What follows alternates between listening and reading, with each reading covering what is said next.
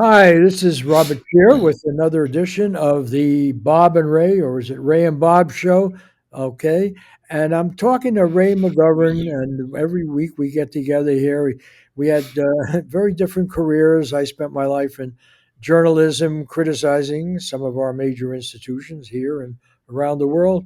And Ray is a good guy. I was at City College in New York. He was across town, across the Bronx at Fordham University, and he went a more conventional route. And he was actually in U.S. intelligence, first with the Army intelligence, and then 27 years at CIA. So it's 3 decades of U.S. intelligence, CIA. He was the major analyst dealing with the old Soviet Union, dealing with Cold War issues, but he's been an activist after. He's been a lot of different things. And one cause that he has really been involved with was trying to find some justice in the Israel Palestinian conflict and oppose the inevitable war to move to greater and greater savagery and war. And he, I want to talk to him about something that's just happened now, the fate of the flotilla and the people who were on it, and he went on an earlier one. So why don't you begin with what's just happened with Greta Thunberg and the others who the ship was seized, why these flotillas, what it means, and what they were trying to get across now. You made some very strong statements. You're somebody, as I said, who went on such a trip. Take it away, Ray. Well, this was a trip to demonstrate that even a sailboat filled with food and medical supplies, the Israelis would intercept on the high seas in international waters, kidnap the people on it, impound the ship, or impound the boat, actually, put them on a Navy ship, Israeli, of course, and take them to Ashdod, a port in southern Israel. They kind of knew this might happen. So people say, well, why'd they do it anyway? Well, because they wanted to demonstrate what the Israelis are like. There's forced starvation in Gaza now, for God's sake. Not many people seem to be aware of the implications of that. Like people starve and then they die. Okay, and the Israeli reaction was really amazing. The Israelis said, if we let one of these flotilla boats in there, even with just a little bit of aid, the next thing you know, you'll have others coming in and there'll be lots of flotilla, lots of people getting what? Getting lots of food into Gaza. My God. So the game is very clear. What happened this time was that as we feared would happen, uh, not the worst. Now, you have people like Lindsey Graham, not my favorite senator, who quipped about 5 days ago. Well, I hope that Greta Thunberg could swim.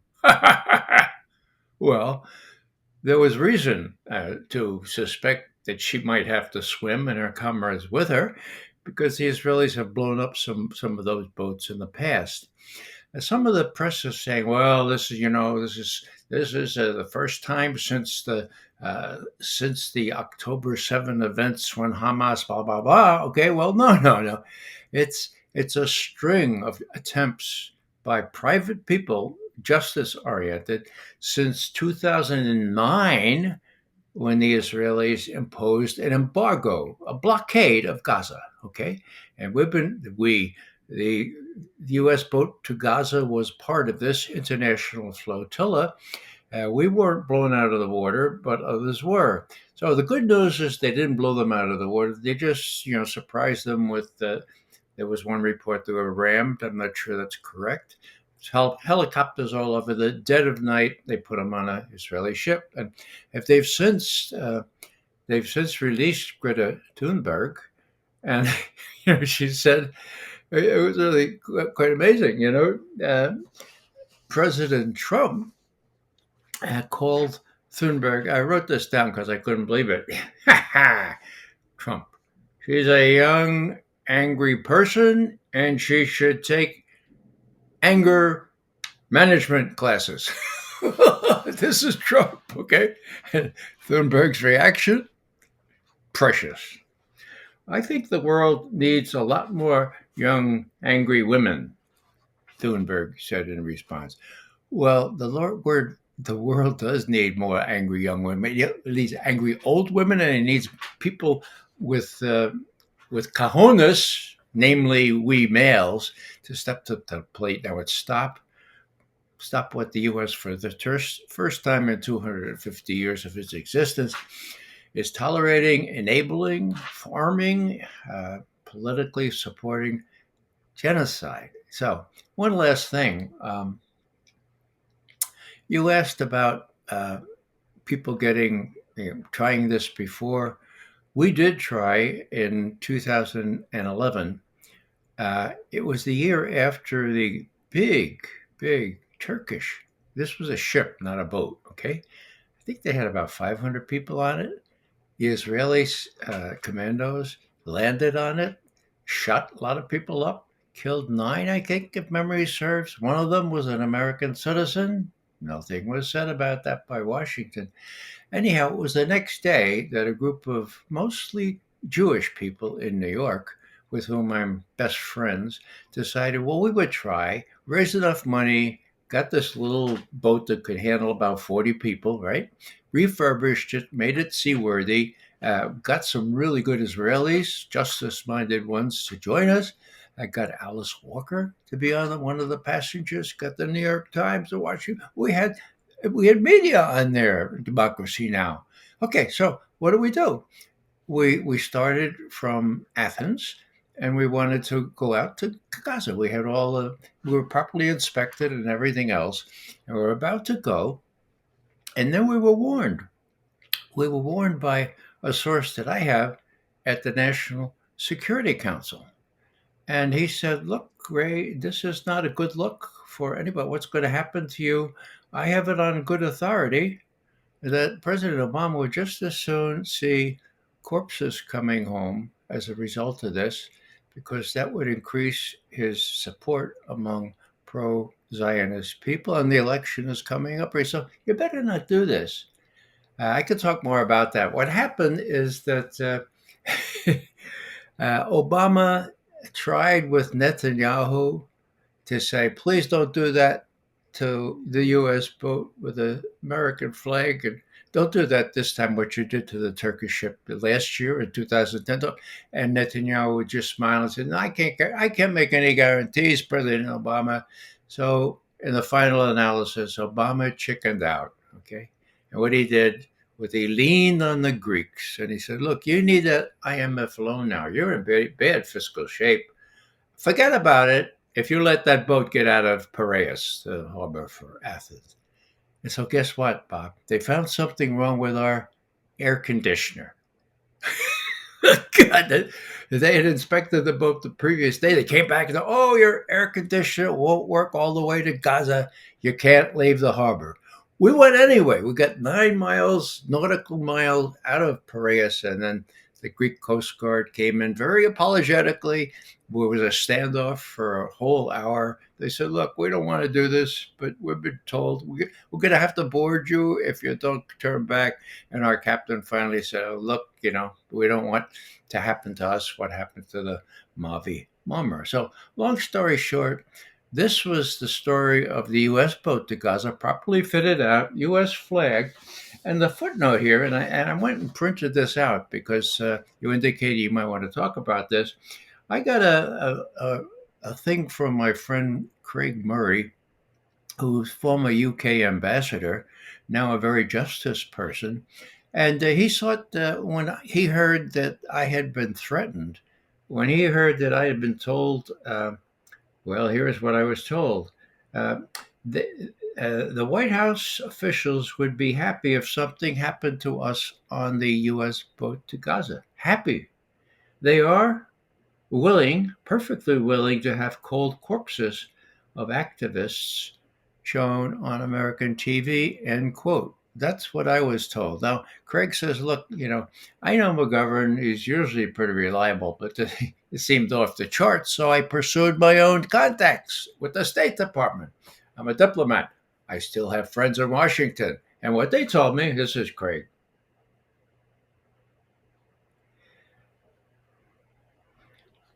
Well, I know Ray to be an honest man. I thought it was possible that he was exaggerating. I therefore set my own diplomatic sources to work in Washington without giving them any hint of Ray's information. They came back with an independent report from a different source close to Hillary Clinton rather than the White House with exactly the same result of which Ray was warned. I was told that Obama would welcome an Israeli attack on the U.S. ship as giving him a chance to confirm that his pro Israeli credentials were unassailable pending the next election. So, all I'm saying is, it used to be like Civis Romanus sum. I took more Latin than you did, Bob, but you know that means I'm a Roman citizen. It used to mean something. Even St. Paul, he evoked this when they were going to torture him to death. He said, send me to Rome, which they did. It used to mean something to be Civus Americanus sum, but it doesn't anymore when it comes to American citizenship and the Israelis. And of course, interestingly enough, we just celebrated, if that's the word, the anniversary of the killing of 34 people on the USS, uh, on the Understood. USS Liberty on the 8th of June, 1967, deliberately killing 34, wounding 171 more, and covered up not only by the Israelis, by our own government, LBJ, McNamara, and to their disgrace, the U.S. Navy itself. So let me get back to the current incident because it's interesting. Greta Thunberg, it's a umlaut mark, I think, Thunberg.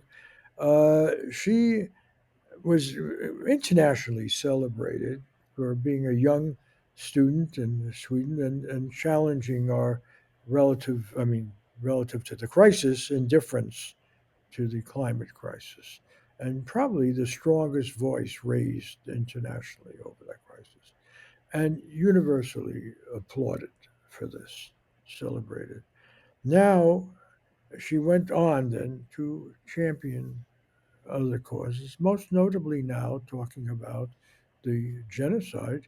I don't know if she uses that word, but the was She counted. did. She did. Uh, but whether you use that word or you talk about this incredible uh, humanitarian disaster, she is then attacked by the very same people who celebrated her or ignored. And she's still a young woman, and she was willing to risk her life. And then you have a U.S. senator talking about you hope she can swim. I mean, what kind of heartless stupidity is afoot here? And what gives the Netanyahu government in Israel the power to be able to do whatever they want? And even when President Trump suggests maybe they should be a little more open to something. You have this food crisis now where they're killing people. They won't let the UN distribute food. The UN warned them this is going to happen. They have the private U.S. agency is supposed to be making it better, and they've offered up the Palestinians living in Gaza as a shooting gallery targets when they tried to get food. It's one of the most grotesque insults to humanity now. So how do you explain what's going on and talk a little bit about her role? I mean, this really was there were others on the ship, and I don't want to ignore them, but she's so far at this moment the only one who was released, and she was on her way from France to from Israel to France to her native Sweden. So talk a little bit about that. Yeah, two others were actually released at the same time. But, most people in the world care about people trying to feed other people who are starving. And so this is a PR problem for the Israelis. They want to get rid of Greta right quick, so they put her on the next plane to Paris, okay? They put two others on too, but five of the Frenchmen, as I understand it, have refused uh, to waive their right to a trial, and they're going to go with proceedings. Again, the whole thing is to demonstrate what's going on there, which is heinous. Okay, now I don't know how to explain it, Bob, other than the fact that our very prescient first president his name was Washington. He warned, 250 years ago or so, about passionate attachments to other countries, where your own country's interests are not the same and far from identical than other countries. He warned about that, and John Quincy Adams warned about going abroad for seeking beasts to destroy or something like. So what we've lost for some reason is this notion that when we see countries doing things that are heinous, and let's face it, genocide is the description of that, then why are we so bound by them? Well, money is one thing. The Israel lobby, the Zionists in Washington is another. But it's really hard to understand that anything could be so potent as to let two American presidents now, sort of like a bipartisan thing, huh, support genocide. I don't understand it, Bob, but it needs to stop. Let me just switch and not, I don't, we've always decided we're not going to go on too long with these discussions, which we do every week, and I appreciate you taking the time. But you spent your life in the national security establishment. Right out of college, enlisted in the military, then went to the CIA and so forth.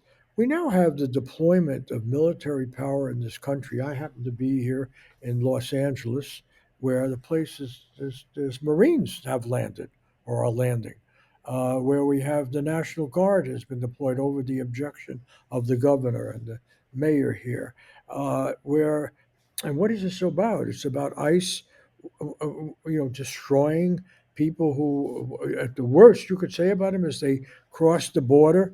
We used to have the quota from Mexico was the same as from Iceland. We said unless you have a lot of money, you can't come here, but we want you to come here. Republicans and Democrats said that we want to have a fairly fluid border because we need you to raise our crops. We need And you in pick our them. farming to pick our crops and so forth. And so everybody looked the other way. You have people living here who have different status that was by design. Some are international students have been here, and we have this incredible crackdown on people who were supposed to be pursuing the American dream, the dreamers, and so forth. And so Los Angeles, right around me where I'm doing this interview now, is a war zone. The Marines have landed here, which would be the greatest violation of the whole idea of a U.S. armed forces coming to control people who are exercising their right to freedom of assembly and free speech. I mean, how do you react to this as a person who was committed to function in our national security establishment? Well, Bob, it's the first time I've seen this part of this bad situation. Um, I'm personally offended by it because three of my grandchildren are half Mexican. Okay, they wouldn't be here unless they got here legally, uh, but they wouldn't be here at all, right? So the other thing, Bob, is what has happened to us from a moral standpoint. I mean, I'm a Catholic, right? And we talk about the preferential option for the poor, right? And we know that not only Yahweh, but Jesus cared very much about the widow, the orphan, the refugee, okay? So, what the hell are we doing sitting back and letting this happen? There are ways to control immigration, peaceful ways, but to cast stones at people who are just trying to find a more decent life. And let's emphasize the fact that when they come from Guatemala, or Salvador, or Nicaragua, it's partly because of U.S. foreign policy that they don't have a decent life. Let's understand that as well. So the moral fabric of our country is kind of dissipated. And if you look to religious leaders, moral leadership on this, Very few. Well, let's take the Catholic leadership. Oh, they make very pious statements. They, oh yeah, we care about all this, but they don't do anything. They don't preach it from the pulpit. All right? They don't say this is unjust. You should oppose this. You should not vote for somebody who is declaratively against the widow, the orphan, the refugee, and is exploiting hatred for these people for political purposes. So I hate to tell you this, Bob, but the moral fabric of our country is kind of dissipated, and it's up to you and me. It's up to us. There really has been no other people than us to pursue justice and get the word out and say, look, are we? Is this us? Is this America? Don't we give a fair share to people who don't look quite like you and I do? I mean, hello, if the Palestinians look like you and I and me look well like we do, would it be so easy to tolerate their extinction? And I use extinction advisedly. So let's get on the moral course here. Let's not look for moral leadership from religious authorities. We got to do it ourselves. That's why I'm delighted to be able to have a chance to say these things on programs like yours, Bob. Yeah, but let me now be fair to your Catholic uh, connections.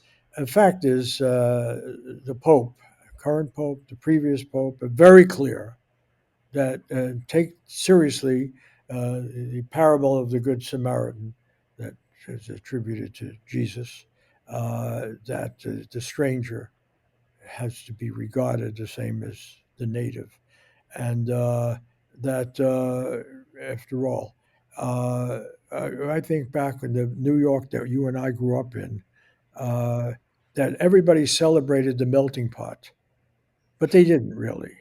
They wanted immigrants that came in to be white. That's why I'm part German. Of my father was on the German side, so was Donald Trump side, and they were favored with very easy immigration. Obviously, the English were as well, but at one point, when I was growing up and you were growing up, German Americans were the largest group. And then we had these interlopers of the Italians that were resented. And when you and I were in the Bronx in those days, the derogatory word for Italians were wops. Do you remember that? I Wops. do, yeah. Yes. Why were they called wops? You tell that story. I hadn't known it before. Oh, they were called wops. And as a kid, I couldn't understand why are they being disrespected in this way, these the Italian Americans here, they're not actually being disrespected because they're associated with Italy, which under Mussolini was allied with Germany. The Germans are not being disrespected because their native country had the Nazis. This most barbaric example in modern human history. No, the Italians are being disrespected because WAP meant without papers, and too many of them came in because they exceeded the quota or didn't have the money to come in and were not benefited with the selective immigration that permitted so many German and English to come in.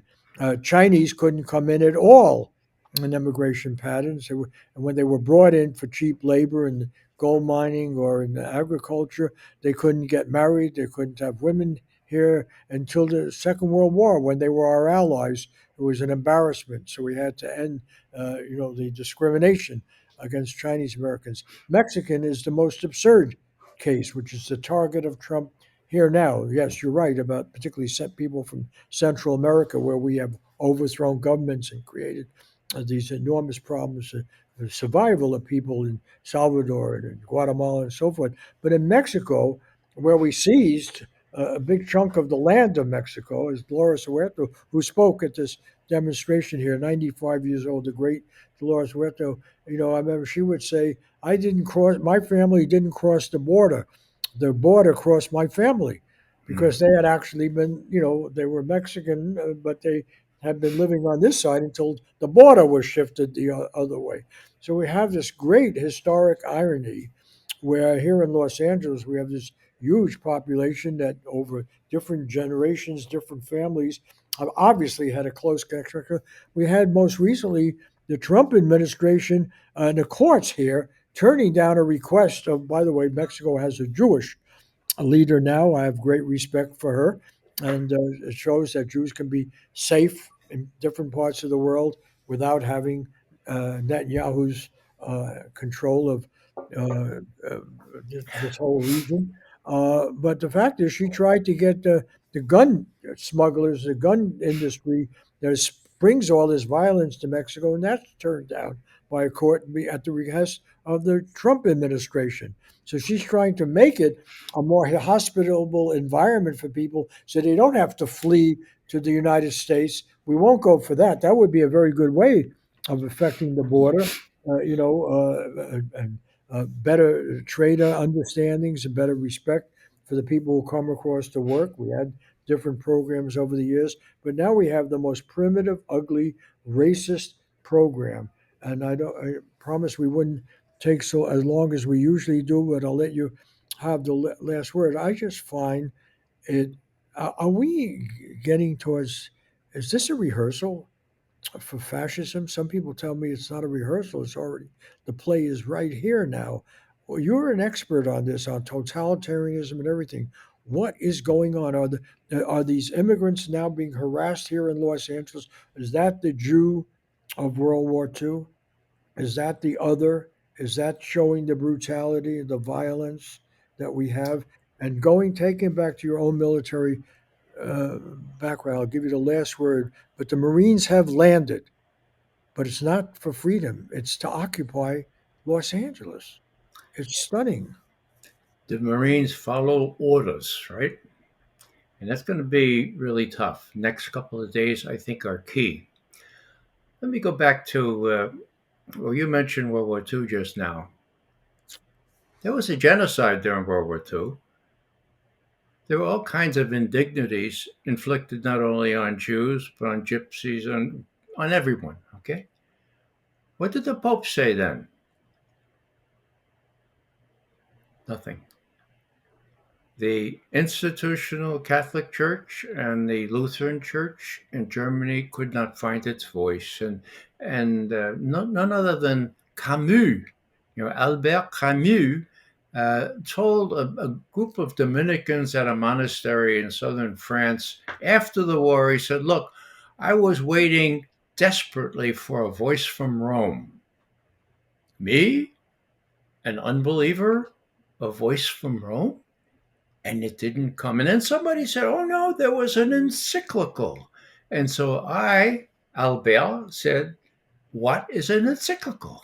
And they told me it's a very authoritative. And I said, "Well, if it's very important, how come I didn't hear it?" Now, that's the story, okay? What's the bishop in Los Angeles saying? I haven't checked, but I haven't seen anything courageous.